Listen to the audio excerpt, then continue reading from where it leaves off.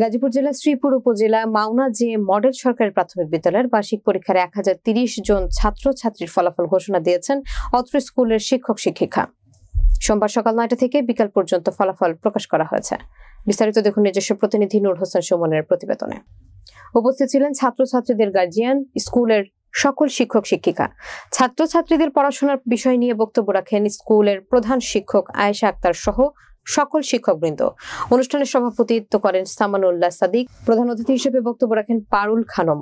আরো বক্তব্য রাখেন আবুল বাশার সরকার, সাধারণ সম্পাদক মাওনা ইউনিয়ন বিএনপি, শাহজাহান মোল্লা পৌরসভা 8 নম্বর ওয়ার্ড বিএনপি, আরিফুল ইসলাম সরকার যুগ্ম আহ্বায়ক গাজীপুর জেলা যুবদল, মমতাজ উদ্দিন সাবেক সাধারণ সম্পাদক মাওনা ইউনিয়ন বিএনপি, আনোয়ার হোসেন সদস্য 8 নম্বর ওয়ার্ড পৌরসভা বিএনপি সহ অঙ্গ সংগঠনের বিভিন্ন পর্যায়ের নেতৃবৃন্দ।